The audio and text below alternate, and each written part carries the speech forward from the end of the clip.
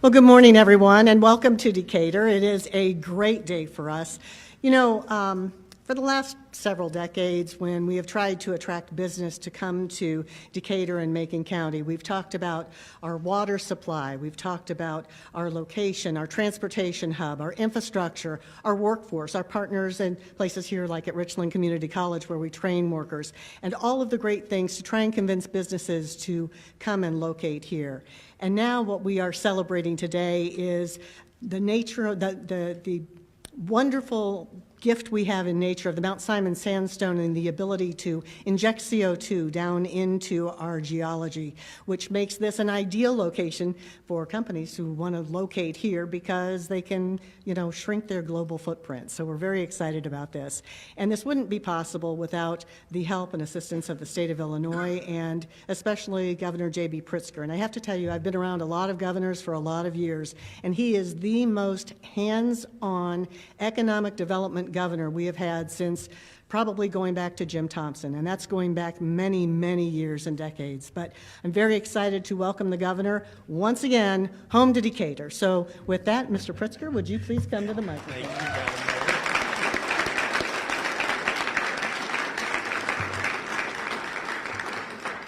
Thank you, and good afternoon, everyone. Thank you to Richland Community College and to the National Sequestration Education Center for being our hosts today. It is really wonderful to be back here in Decatur.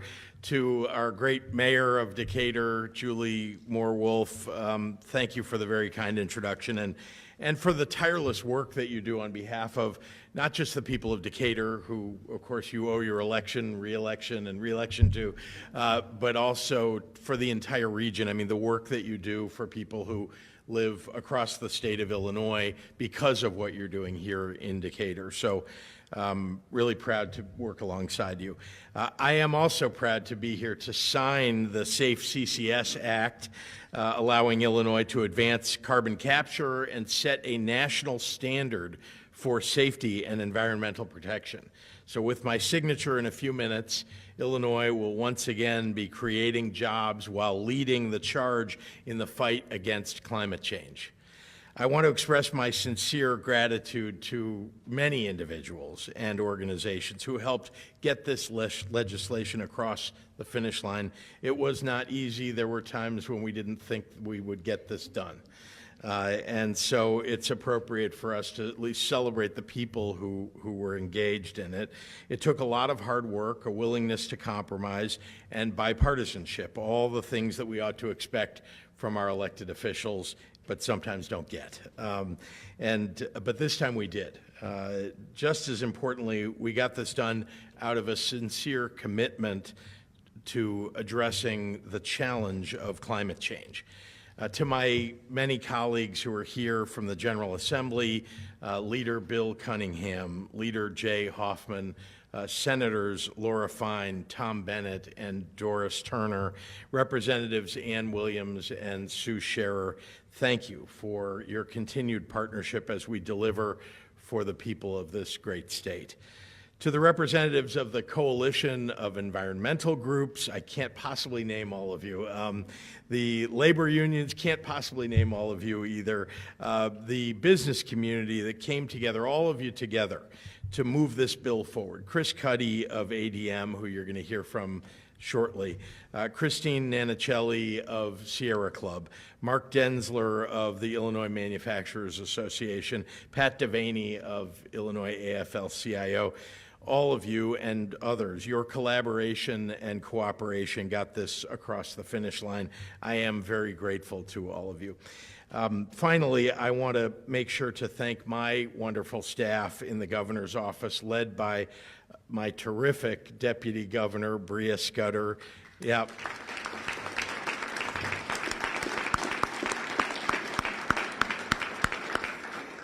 And all of the hardworking staff leaders that worked with her, not just in my office, but also at the Illinois Department of Natural Resources, the Illinois Environmental Protection Agency, the Illinois Commerce Commission.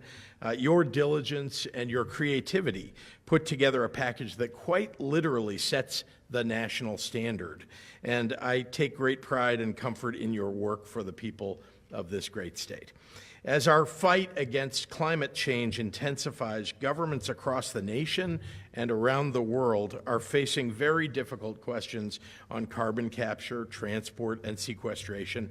It has become all the more evident in the past few years that while the transition to green energy is inevitable, we need to use every tool at our disposal to slow down emissions and address climate change. Every marginal reduction in planetary warming that we can achieve, every fraction of a percent, represents billions of dollars in savings for our economy here and likely thousands of lives across the nation. Here in Illinois, that is a responsibility that we take very seriously, and we don't shy away from the complexities that it represents. This bill was conceived, negotiated, and passed on that principle. It is a testament to the ingenuity of this group that we did so while prioritizing the health and safety of our people, catalyzing job growth and investment in our economy, and protecting our air, our water, and our soil. Others will speak to the forward-thinking regulatory requirements in the bill and the strong safety standards that this bill uses to achieve its aims.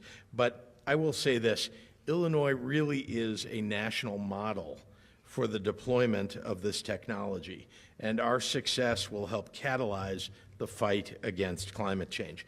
Lastly, I can't miss an opportunity to tout the economic development potential of this project.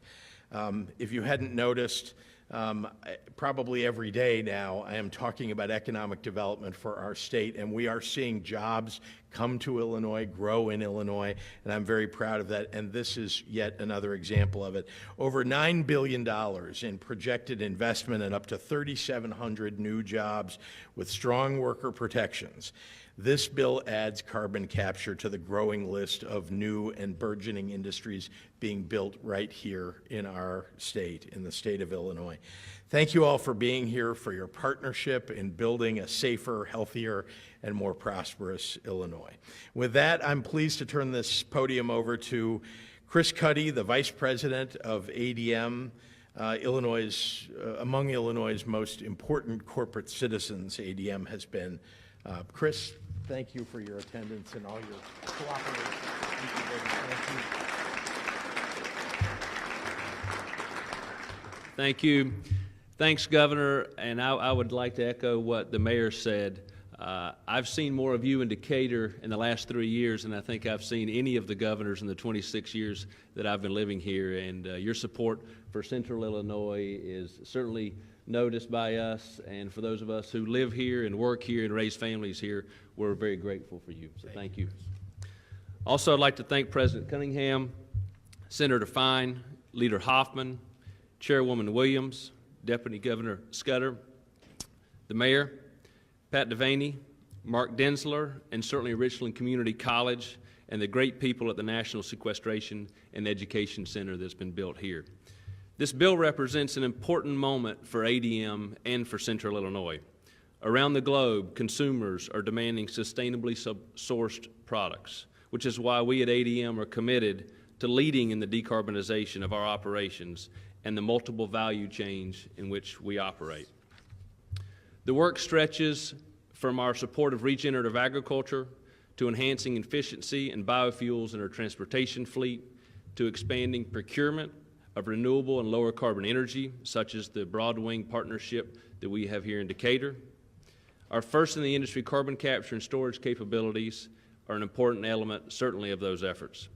Central Illinois, which is home to the Mount Simon Sandstone Saline Reservoir, is uniquely positioned to continue to lead in carbon capture and storage, and the entire region will benefit. CCS is an enabler for job creation, innovation, and economic growth, and the more we do to support it, from this legislation to the building of critical infrastructure, the more this region and the state will benefit. Thanks to so many partners and the leadership exhibited by the people in this room, Illinois is making the right moves to deliver on a truly unique environmental and economic opportunity. We're proud to be part of that effort to support this community, this state, and to continue to advance this important work.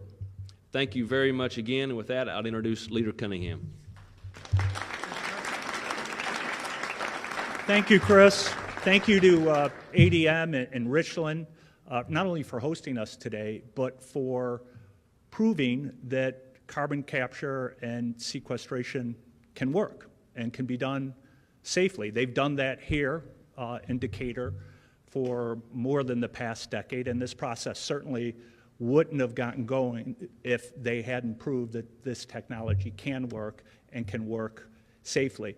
One of the things I like about this center, I've been here before, and if you haven't yet, I would invite everyone to sort of walk through the halls because it does a really good job of describing how carbon capture and sequestration works. I think some of us as policymakers and lawmakers who have worked on this, I don't know that we've always really explained it well to the media and to the public. The concept is very simple. Now, the process is technologically complicated, and the regulatory regime necessary to do it right is very complicated. That's what the bill is about. But the concept is simple, that we're trying to capture carbon emissions at their source of emissions and return that carbon to the ground from which it came. We are essentially attempting to refossilize fossil fuels, put them back under the ground and keep them from going into the air and contributing to global warming. That's very important work. I think all of us are very proud to be involved with it. Governor, your team did an unbelievable job making this a reality. You mentioned Bria, Charisse, Jason Kibbe. So I shouldn't start mentioning people because so many people did so much good work on this, and it would not have happened without them. This was a very complicated and complex legislative negotiation, and they ran a masterclass. They really did in putting this together. I am honored to have had the opportunity to play a small part in it. So thank you to everyone. And now I will bring to the microphone my colleague and the chief Senate sponsor of the bill the governor's about to sign, Laura Fine.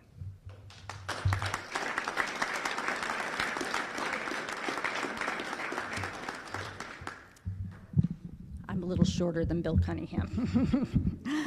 Good afternoon, everybody, and thank you so much for having us here today.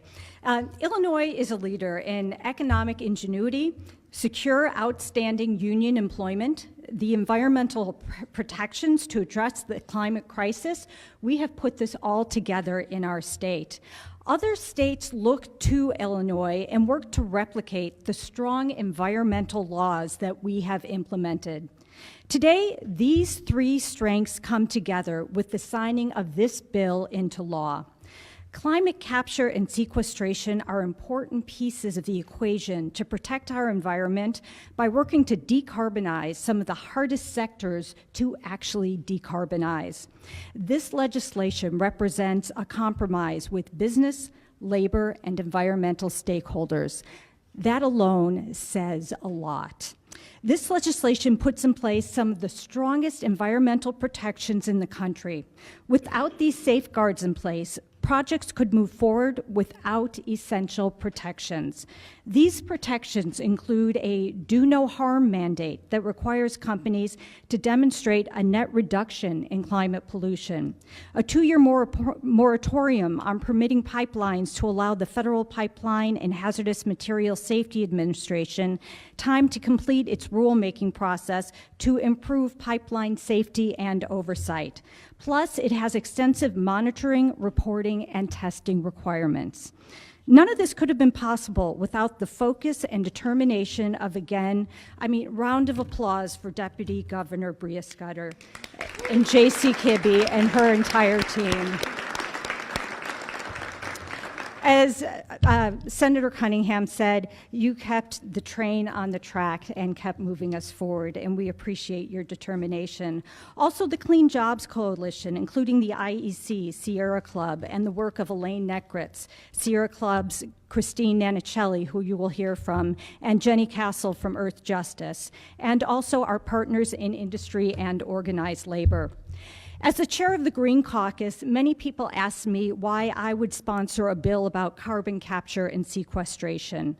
This is a technology and tool that is going to happen. It is already happening. And now in Illinois, it will advance with the strongest protections we can achieve for our earth, our water, and our environment. It will allow us to decarbonize the industrial sector and continue to fight our escalating climate crisis. Again, I would like to thank the Governor's Office and our partners in industry, labor, and our environmental champions for working together to create an industry in Illinois that will again make our state a leader. And with that, I would like to introduce, and I told him I'd give him a fabulous introduction, the incredible leader in the House of Representatives, Jay Hoffman.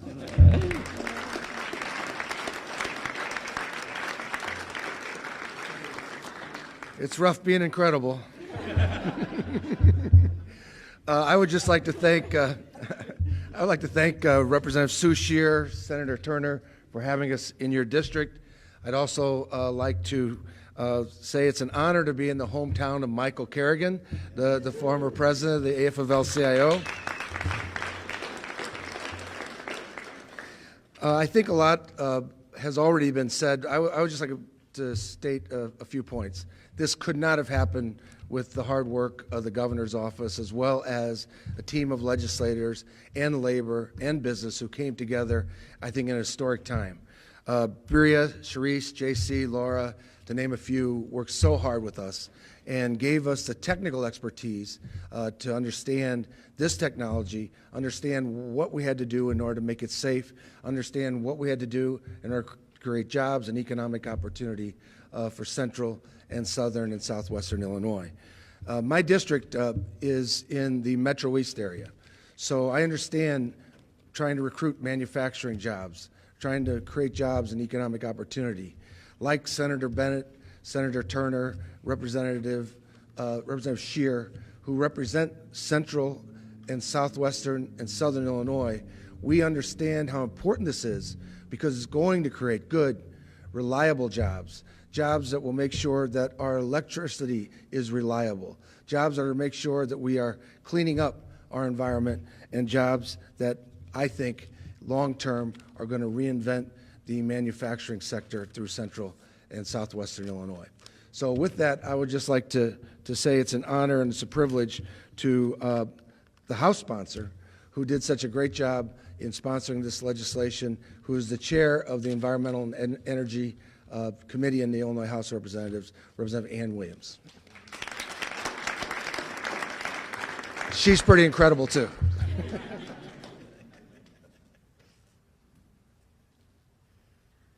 Good afternoon, everyone. I'm so honored to be here today.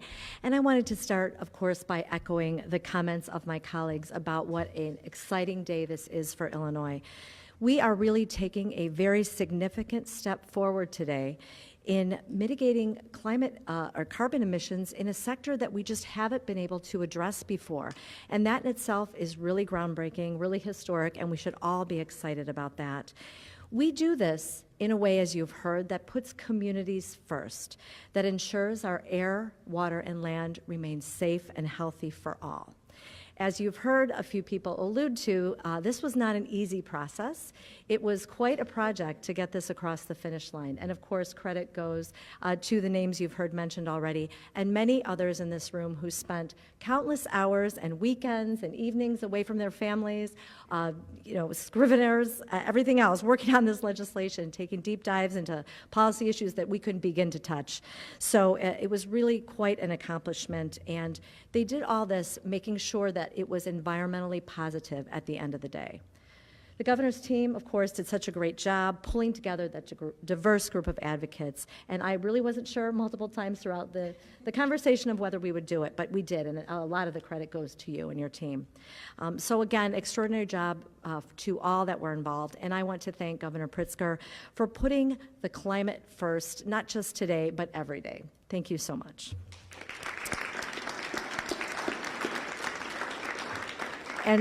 And speaking of one of those fabulous partners, I'd like to introduce Christine Nanicelli with the Sierra Club.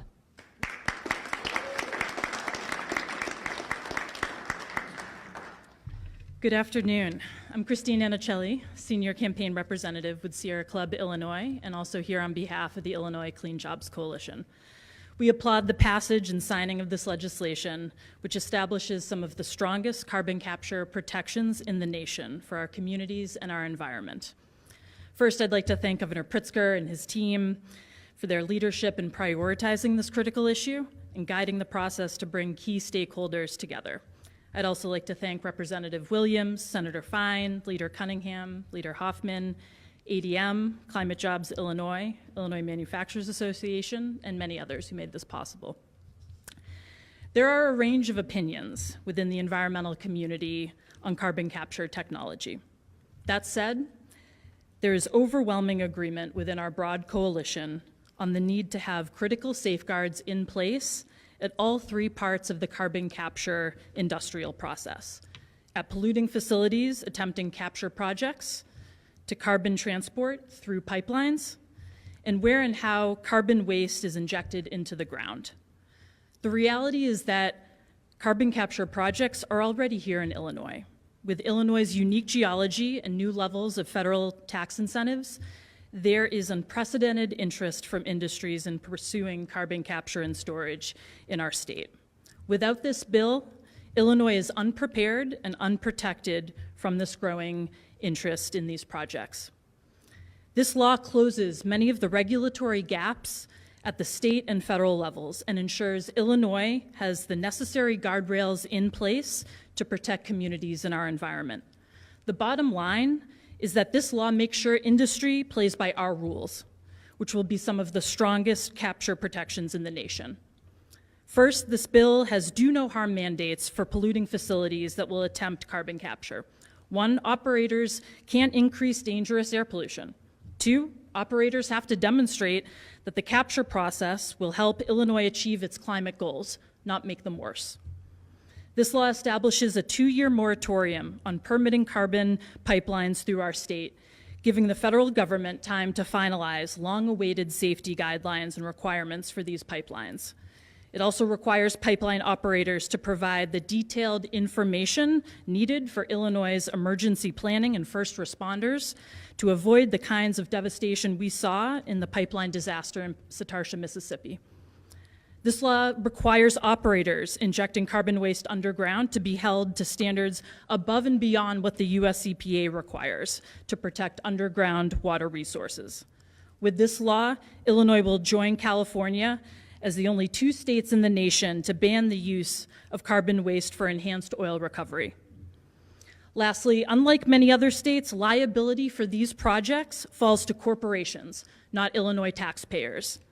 And those corporations will all pay for the costs needed to oversee these new protections, to provide the enhanced emergency services needed and planning needed to keep Illinois communities and our water resources safe, and for projects to be invested in environmental justice communities that have been disproportionately burdened by industrial pollution for too long.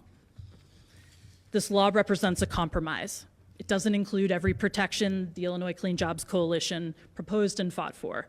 And these safeguards will likely need to evolve over time and strengthen as this technology is deployed at scale and we learn more about its risks and ideal solutions. However, it does represent some of the strongest protections in the country.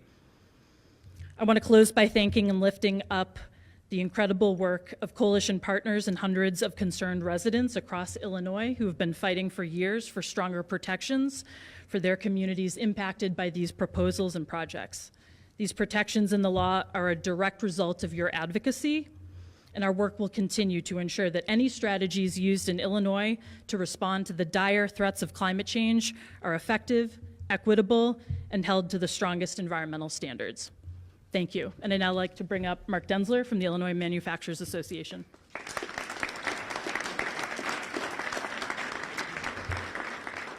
Good afternoon. I'm Mark Denzler, President and CEO of the Illinois Manufacturers Association, and it's always great to be back in my hometown of Decatur. Mike Kerrigan, Nicole, seeing everybody with great news, seeing the mayor, in today's signing of the carbon capture and sequestration bill. And as others have said, Illinois is truly back open for business. We are seeing great economic development not only in Decatur, Macon County, but across the state.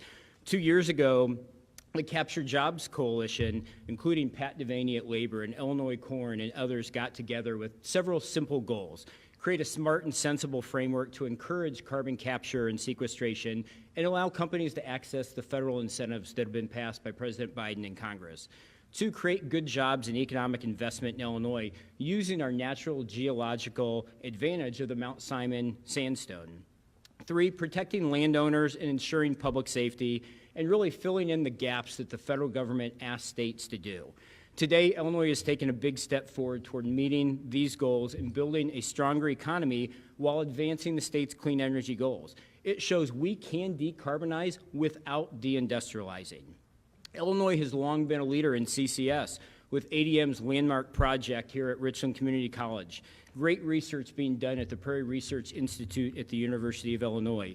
CWLP in Springfield, their pilot program.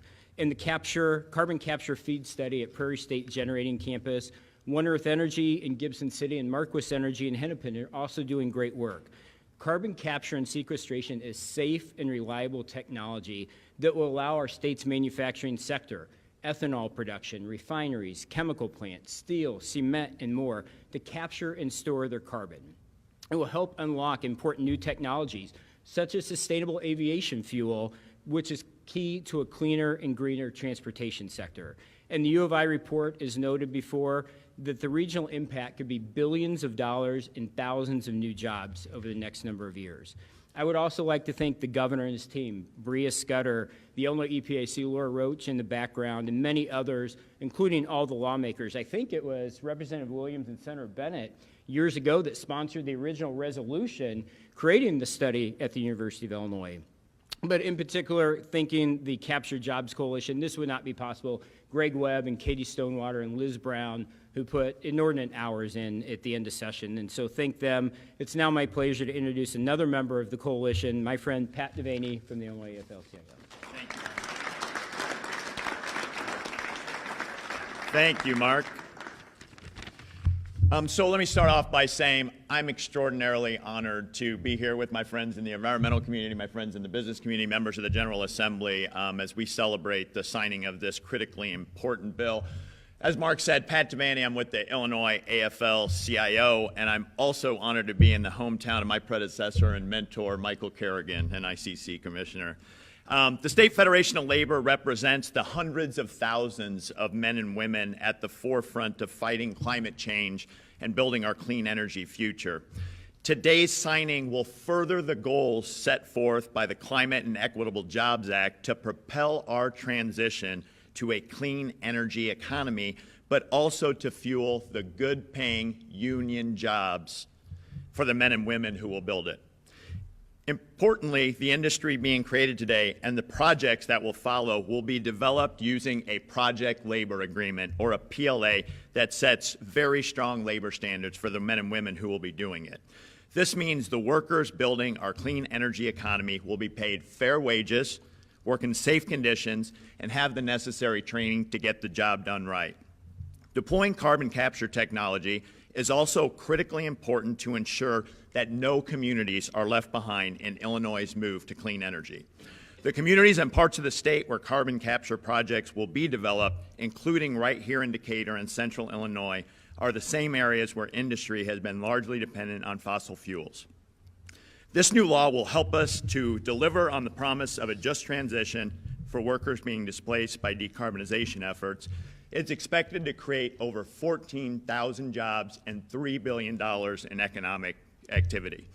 So on behalf of the 900,000 working men and women represented by the Illinois AFL-CIO, definitely want to thank all of the General Assembly members here with us today and who supported the bill, but particularly the sponsors, Leader Fine and Representative Williams, and the co-sponsors and the negotiators, Leader Cunningham and Leader Hoffman, and their advocacy for working people. It's been said a number of times today, but I've been working in Springfield for 20 years, and I have never been so impressed with the leadership of the administration, and particularly Deputy Governor Bria Scudder and First Assistant Governor Sharice Pryor. They did an amazing job leading a group of people with a common goal, but perhaps different perspectives as to how to get there. And then again, last but not least, Governor Pritzker, thank you for making this a priority of your administration. signing the bill, opening this new industry, and adding to his long record of bringing business and economic activity to Illinois. So with that, Governor Pritzker, let's sign this bill. Okay, let's do it. All right.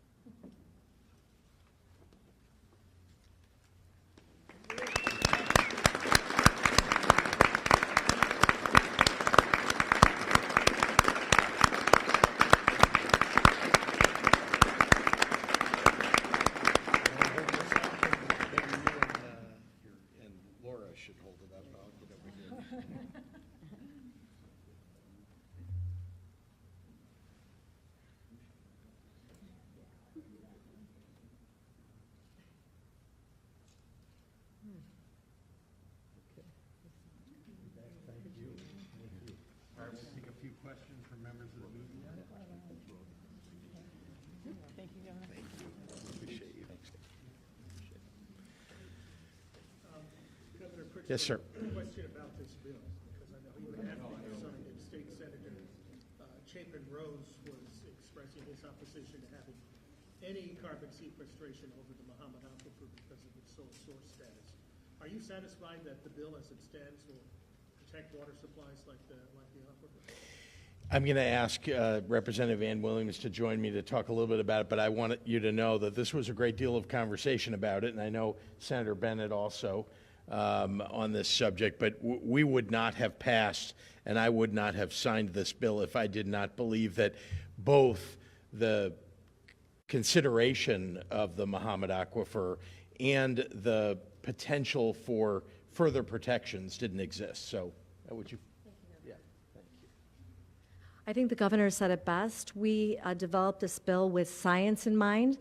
We based it on the science and the data and the modeling that we had access to, so felt very comfortable about how we were providing safeguards to drill, not just through the aquifer, but anywhere in the state of Illinois. And that was all science-based and not based on talking points or fear-mongering or anything else we heard on the floor debate.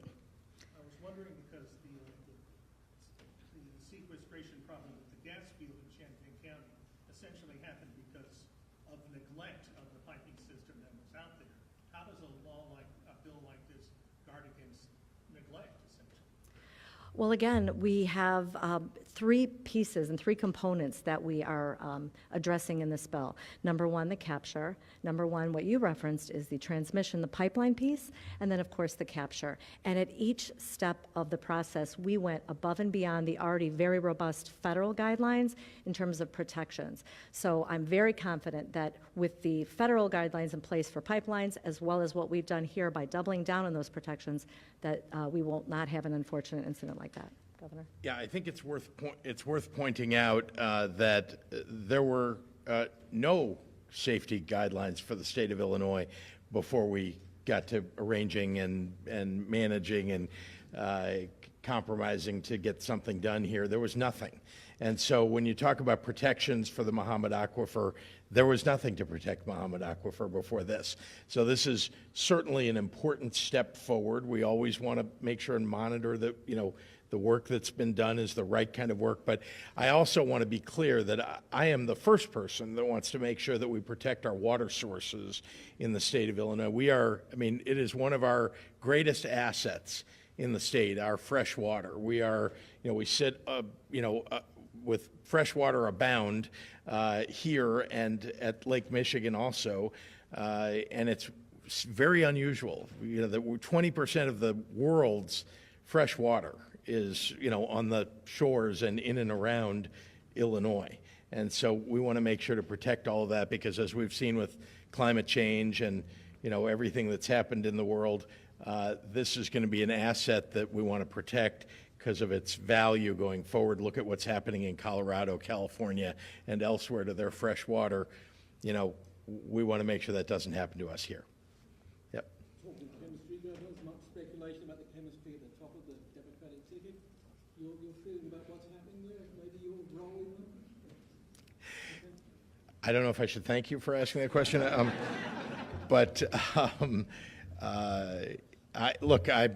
I am supporting the nominee of the Democratic Party.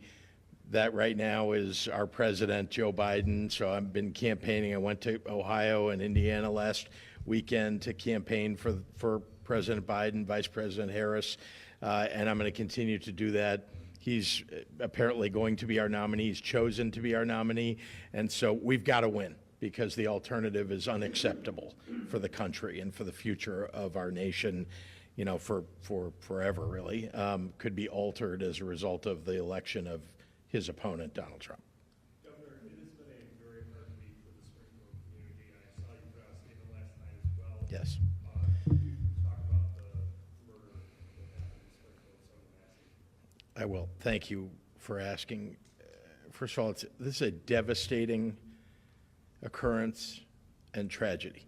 And I mean this when I became aware of it and the circumstances of it. We've seen too much of this, where an innocent person, unarmed, who actually called for assistance, was the target and the victim of a shooting by a police officer. And it does not reflect on all police officers. This particular sheriff's deputy committed a crime, and he's been indicted for it, appropriately so. Should be convicted to the fullest extent that we can, and I think that the state's attorney in Sangamon County acted completely appropriately here and has been working with the family, talking to the family, and assisting in moving us all forward. But the tragedy of this is heartbreaking, and I feel for not just the families. The family of the victim, but also the families of Sangamon County, and then all people of color who have had to endure these kinds of circumstances and to witness them, because it affects everyone, even if it's never happened to you specifically. I think it affects every person of color, and I think all of us who care deeply about justice and protecting people's rights. Governor, your thoughts on how the investigation played out going on? Well, I want to commend the Illinois State Police who conducted much of the investigation here. And again, what you're hoping for is that you'll get the facts, and then it'll lead to an indictment, if that's appropriate, and then a prosecution of somebody. And so I don't know what word to use because it doesn't feel like a positive word, but I guess I want to commend our Illinois State Police. They do an outstanding job. You have to remember that, there are a lot of police forces around the state, and they all do terrific work, generally speaking. And the Illinois State Police is a relatively small force. I don't think people understand that the sworn officers are only around 1,900 to 2,000. We've been trying to increase that number since I took office, and indeed we've succeeded, even in the face of retirements and, as people roll off, because there was a big recruitment effort 20 years ago. But I am always proud that when something like this happens, of the work that they do. The investigation, I think, was carried out as expeditiously as they could. And, so that's what I have to say about it. There's so much more that I think the public doesn't, hasn't been engaged in, that I don't know about the case, and I'm sure we'll learn that going forward, thanks to you and your colleagues. Governor, Yeah. there were obviously many reforms for police training and de-escalation tactics included in the Safety Act. And after something of this magnitude, should there be more discussion for more reform in the next session? Look, when you talk to police officers and leaders in law enforcement, they will tell you that they think there should be more training, that we should put more resources to training, and that their officers should receive more training. And I couldn't agree more that when you look at, for example, the Illinois State Police does a lot of training, more than I think almost any other police force in the state of Illinois. And they are top-notch. And as you know, I interact with them every day. And these are, and I also, when I travel around the country, I interact with the state police or highway patrol, whatever they're called in a different state. And I can see how great our ISP troopers are. Just, interacting with others, not to put anybody else down, but we have the best. Yeah. Yep. Thank you.